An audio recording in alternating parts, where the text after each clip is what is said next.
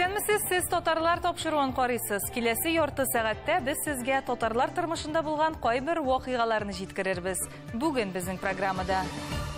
Алар искер тарихын торгызучылар.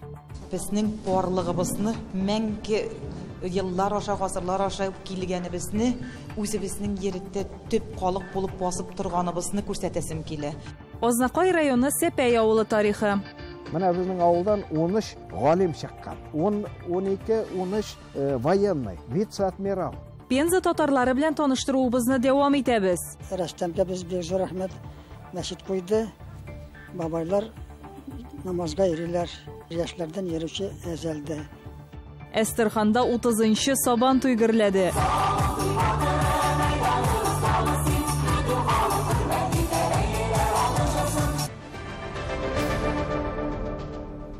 Төмән өлкәсенең Тубыл шәһәреннән 19 чакрым ераклыкта Иртеш елгасы буенда 15-16 гасырларда Себер халыкларының хәрби ныгытмасы булуы мәгълүм. Искер шәһәре 15 гасыр ахырында Себер ханлыгының баш каласы була. 1582 елда шәһәрне 20 гаскәр басып ала, шәһәр талана һәм еллар узу белән тулысынча диярлек җимерелә. Ул урынның күп өлеше су астында кала. Шулай итеп, Искер дә аның урыны да юкка чыга. Әмма буыннар аша килгән хәтер җуелмый. Соңгы елларда Төмән өлкәсенең татар оешмалары Искер шәһәре урнашкан тирәлекне тарихи һәйкәл рәвешендә саклап калу турында тәкъдим белән чыгалар. Менә инде 10 елдан артык Искер тарихын торгызучы, избатлаучы бөтен Россия фәнни-гамәли конференция уза. Анда безнең төшерү төркеме дә булып кайтты. Сүз Ләйсәнә Садретдиновага.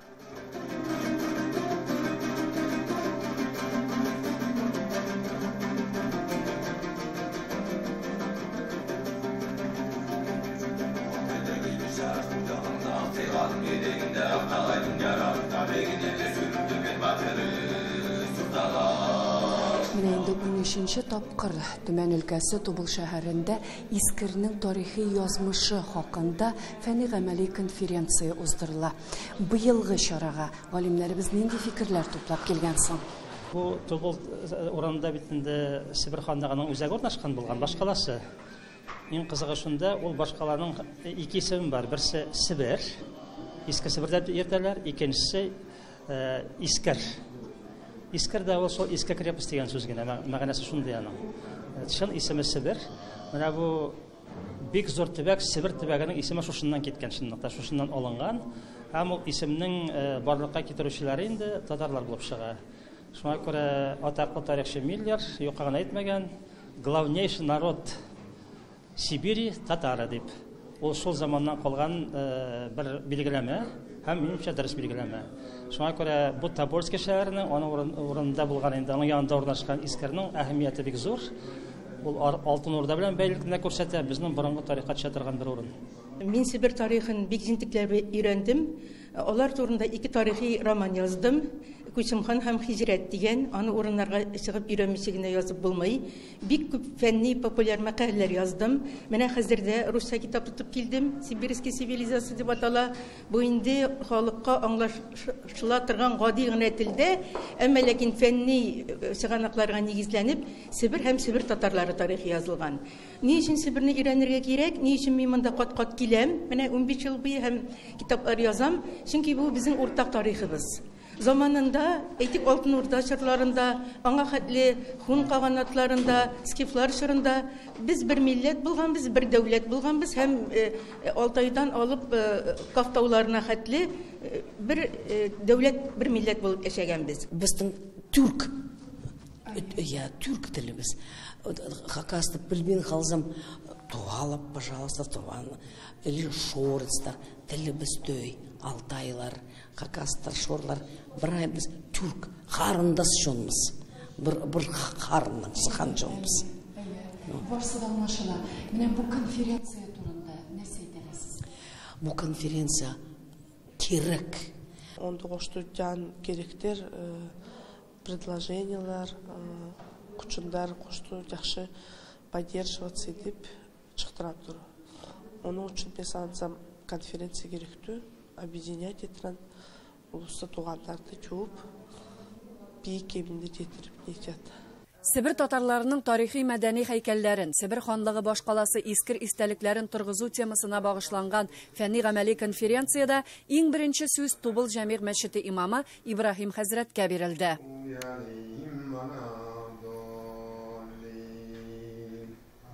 Һәр доклад Себер татарлары гомумән төрки халыкларының тарихын, мәдәниятен, телен саклауга кагылышлы мәсьәләләргә барып тоташты. Яки мәдәни багланышларга бәйле сәхифәләрне ачып җибәрде. Безнең барлыгыбызны, безнең булганлыгыбызны, мәңге еллар аша, гасырлар аша килгәнебезне, үзебезнең ереттә төп халык булып басып торганыбызны күрсәтәсем килә. Без булган, бар булырбыз үзебезнең еребездән. Һич кайсан ниндәй сугышлар, ниндәй кырышлар, ниндәй сугындырулар булса да, без ибәре кайта китмәгән, до последнего торган, суңгыгатса и сугынуны да алмаган, кырылып беткән халык дип әйтсәк тә, яңатаннан күтәрелеп, яңатана шулай торубыз безнеңки тың басып, үз еребездә калуыбыз, булуыбыз, и киләчәктә яшәүбез. Быелгы конференция бераз үзенчәлекле булыр дип уйлыйм, чөнки монда Татарстан президенты Рөстәм Миңнеханов килеп киткәннән соң карар чыкты. Бу юнәлешкә игътибарны көчәйтергә дигән. Шул исәптән карарда Төмәндә һәм Тобольскида Себер татарларына багышланган музейлар булдыруда каралган. Шуңа күрә менә хәзер безнең мәдәни ядкарларны барларга кирәк. Мәсәлән, без Ишке Монголиядан монголлашкан бер төркем татарның алып кайтты генетик материалларын һәм аны эшкәрттек. Шуның нәтиҗәсендә күренде, монголлар заманында, Шыңгыз хан заманында монголлар сугышкан татарларның генетикасы беренче чиратта ошаган Себер татарларына һәм безнең мишәрләребезгә. Алар булып чыкты шын татарлар. Фәнни җыенда шулай ук үткәннәр белән бәйле истәлекле урыннарны мәңгеләштерү белән бәйле мәсьәләләр дә күтәрелде. Җитди темаларга бәхәсләр дә туды.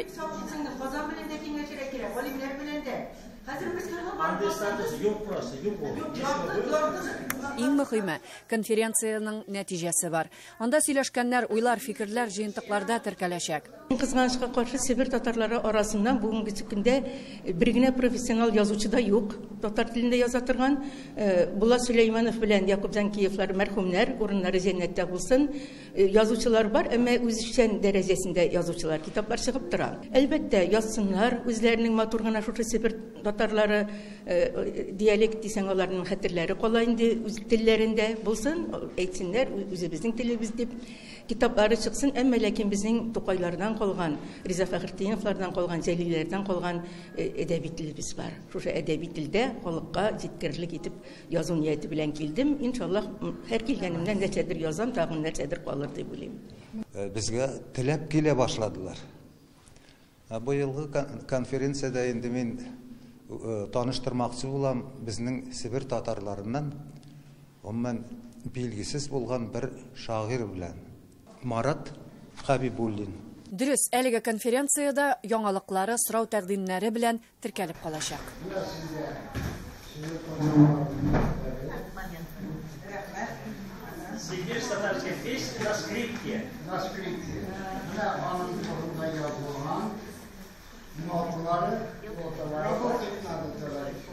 Конференциядан соң кунакларга шәһәр буйлап сәяхәт оештырылды. Конференция ул Себер татарларын гына түгел, гомумән татарларны, төрки халыкларны берләштерү өчен бик әһәмиятле чара дип исәпләйм. Икенче көнне Себер ханлыгының башкаласы Искер шәһәре булган тирәлектә Искер җыены узды. Бу хакта киләсе тапшыруыбызда. Ләйсәнә Садретдинова, Татарлар, Тубыл шәһәре, Төмән өлкәсе.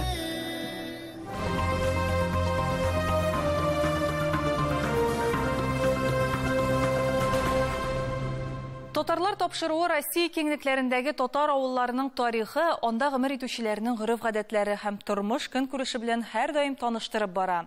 Идел буе төбәкләрендәге бик күп татар авыллары тарихын өйрәнгән хәбәрчебез Рамис Сафин бүген сезгә республикабызның Ознакай районындагы Сәпәй авылы хакында сөйләр. Гади генә бер авыл кайсы ягы белән җәлеп иткән икән аны.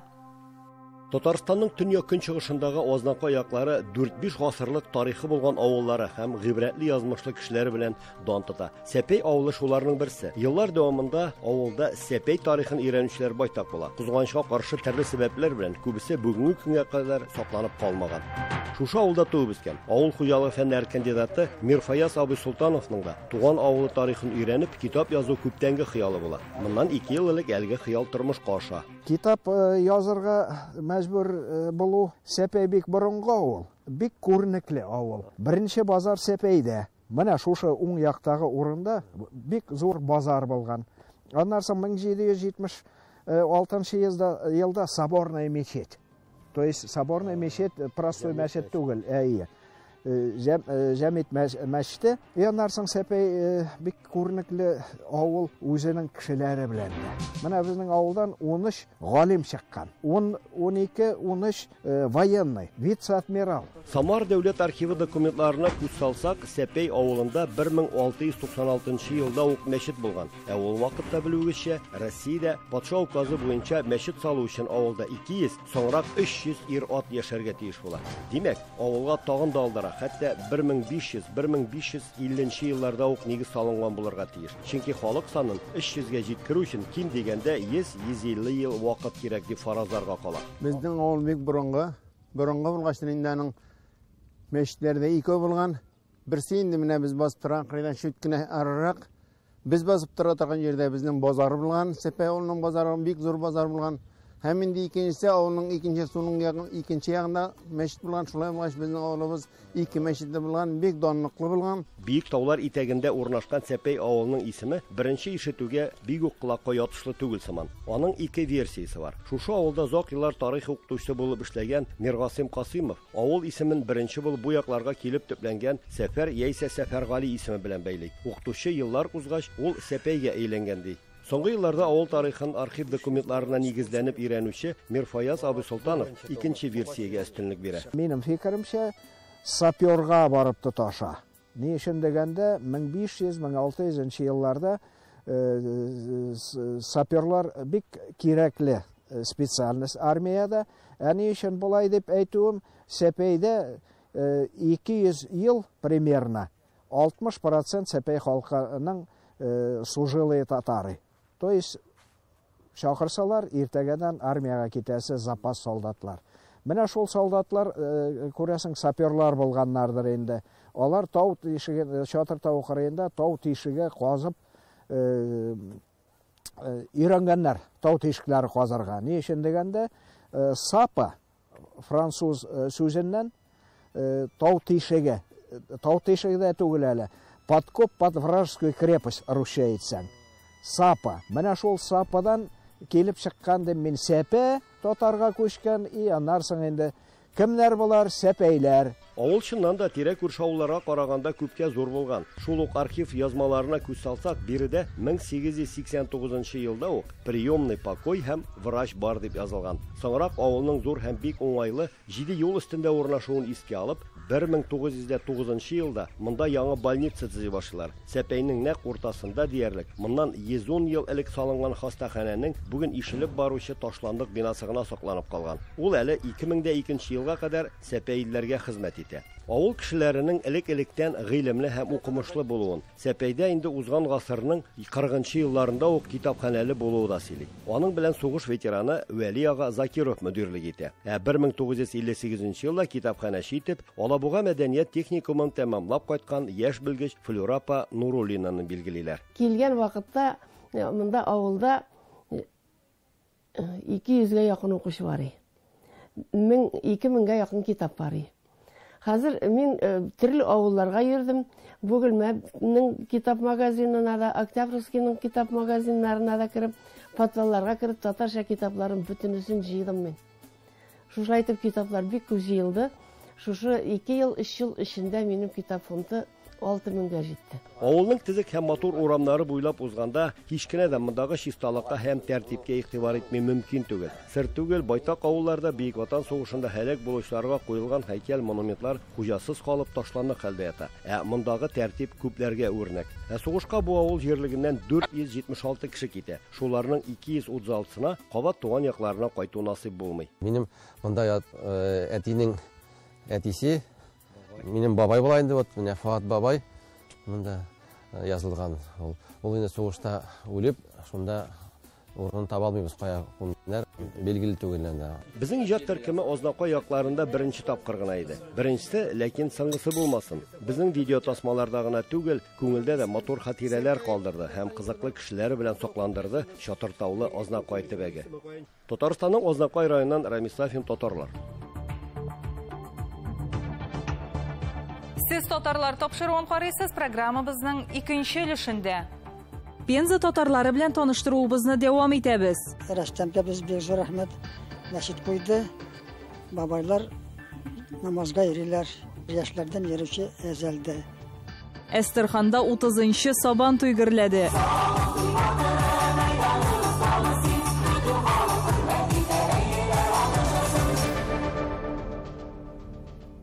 Авыл темасын дәвам итәбез. Чит төбәкләрдә яшәүче татар авыллары аеруча сыкландыра. Милләттәшләребез һәр саланың кабатланмас үз йөзен саклап калыр өчен бар көченә тырышып хезмәт куя. Пенза өлкәсе Тәлетән авылы шундыйларның берсе. Рәсми чыганакларда ул 1722 елда оешкан диелә. Авылның тарихы, бүгенге яшәеше хәбәрчебез Ләйсән Хаҗиева видеоязмасында.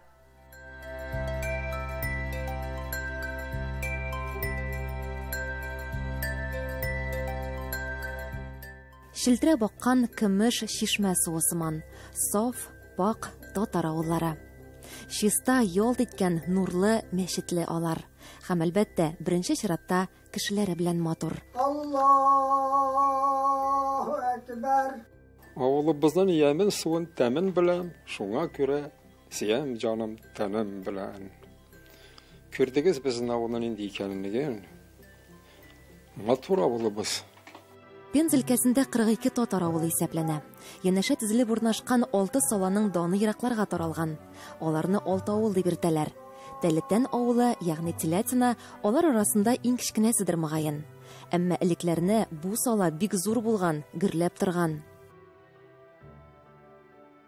Качан хаси булган, качан барлыкка килгән, картлар сөйләү буенча ул 18-нче гасырның урталарында примерно. Картлар шулай әйтә иде.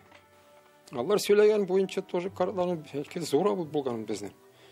Сугыш вакытына кадәр, после революции, әтәләр безнең авылда 3 мәчет булган. 8 хозяйство булган. Но әтәләр ары кадәр әлдә революцияга кадәр тагы да зур булган безнең авылыбыз. Авылның исеме генерал Котлы Мөхәммәд Тевликеев белән бәйле. Пенза татарлары энциклопедиясында шулай диелә. Халык телендә бу кешенең фамилиясын Тәфтиләү дип тә йөрткәннәр. Авылның исемен аңа охшатып Тәлетән дип атаганнар. Саланың беренче нәселләре Тимербулатовлар, Ишбердиевлар, Мәмлиевлар булган. Ишбердиевлар данлыклы морзалар. 1864 елгы документта Тәлетән авылында 739 кеше яшәгән дип теркәлгән. Пенза авылларына хас булганча бу якларда бик динле. Авылның картлары, әлхәмдүлилләһ, инде Раббы безне рәхмәте булсын үзләрендә, безнең телебезне, динебезне саклап кала белгәннәр. Безнең ислам дине югалмаган. Запрет булган яшерен укыганнар картлар. Яшеренеп. Запрет булган мәҗлесләр ясарган, төрле сылтаулар белән мәҗлесләрен ясаганнар. Әлхәмдүлилләһ дип әйтергә кирәк. Шулай итеп безнең авыл сакланган. Әбибайлар көп булган, семьялар һәр кашында 7-9 бала булган. Борынгы мәчет бар иде, да тормады. Ул мәчетне ваттылар перестройка вакытында. Манасында ул теге ялган тегегендә зур мәчет иде. Бәхет эзләп кем Донбасска, кем Үзбәкстанга китә, йортлар бушап кала. Замана сулышы белән колхозда бетә, авыл бик авыр хәлдә кала. Сели башласаң күзге еш келе, мен де сөйлегендім. Міне, толы келді шонды заман, бізде білген бабай, міне, динні біле алып барған кішінде білгеч, өліп кеткеч, біздің ол шонды кенге келгенді, шонда мәйет көмеші кішеу кейді. Шоңа келіп, неде, ауылға жетмейше, шонда тау башына басайдым, мен елейдім енді, мәйтем, Раббым, неужели ауылымыз бітеді менде? Ноннан, мен бетінде, неде, ішләдім областной холодильникта, 1000 тонна ит сақлап, біз де ішсіз қалдық. Шоннан, нешлерге дебейін, аннан бір колбасный цехны айында қалғанда, мен өзіме сөз бердім. Мәйтем, Раббым, шонда ішлеп, шонда ақша табылсам, бір выход енді, ауылға мәчет қойып, шонда имам табып, шонда шылай бірге, вот шол хотя бы чын кеңелден чынлап мәйітлеріні көмірбіз дебейінде шылай. Но Аллаға шүкір, Құдай тәлі ярдәмен берді. Өйләргә газ, шишмә суы кертеп, халыкка бөтен шартлар тудырылган. Кайтып кына торсыннар ди Рөстәм әфәнде. Авыл балалар тавышыннан шыңлап торсын иде ди. Ләйсән Хаҗиева, татарлар, Тәлетән авылы Пензелкәсе. Теле мәдәнияте исән шакта халык яши. Бу хакыйкатьне Әстерхан өлкәсендә бик яхшы беләләр. Моннан 30 ел элек оешкан дуслык татар җәмгыяте шул юнәлештә уңышлы гына эшләп килә. Төбәктә яшәүче 70 000 татарны берләштереп тора ул. Әле күптән түгел Әстерхан өлкәсендә милли бәйрәмебез Сабан туе гөрләде. Ул 1989 елдан башлап уздырыла. Бәйрәмнең кайбер истәлекле мизгелләрен сезгә дә тәкъдим итәбез.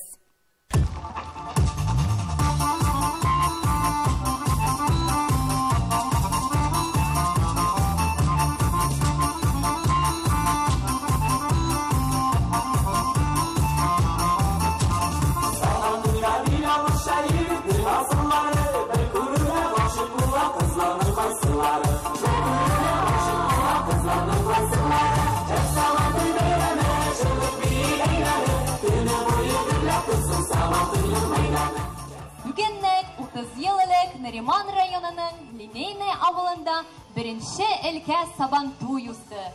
Шулай ук дуслык татар мәдәниятенең иң дус иҗтимагый оешмасы барлыкка килде. Менә шундый истәлекле даталар белән бәйле иде бу елгы Әстерхан Сабан туе. 30 ел әз вакыт түгел, башкарылган эшләре шактый. Шул арада бик күп эшләрне эшләп калдык. Үзебезнең телебезне саклап калдык. Ансамбль ялкын бездә эшләп килә. Үзебезнең газетабыз, китапханәбез, балалар ансамбльләре, Нур ансамбле, Заман ансамбле. Безнең сорауыбыз белән президент Тукайның һәйкәлен бүләк итте. Без шул скверны инде үзебез ясадык. Муса Җәлилнең һәйкәлен куйдык.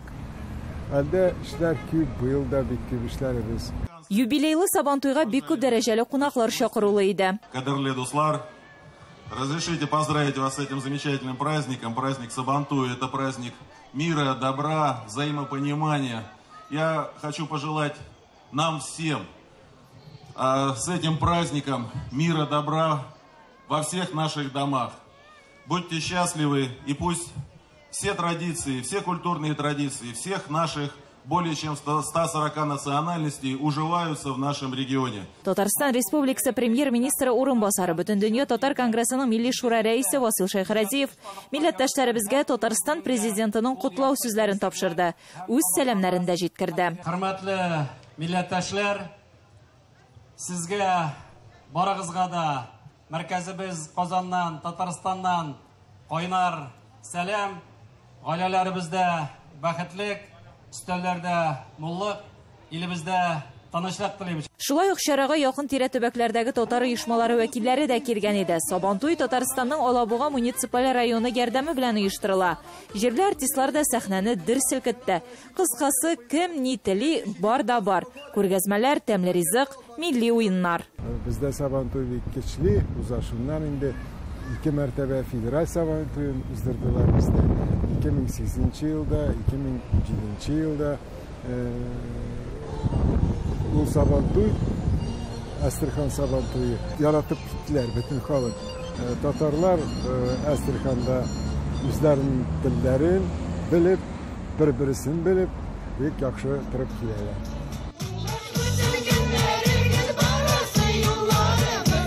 30-нчы Сабантуйда искәрмә булмас, матур истәлекләре белән әле күпләрнең күңелендә озак сакланыр. Гөлия Садыйкова, Татарлар, Астрхан. Тапшыруыбызны шагыйрь Рөстәм Закуан сүзләре белән төгәллибез. Бабамнарның данлы узганнарын аңлата тик туган тел генә. Серен ачар өчен тугайларның туган теле кирәк кешегә. Ана телебездә рәхәтләнеп, аралашып яшәргә язсын. Сау булыгыз.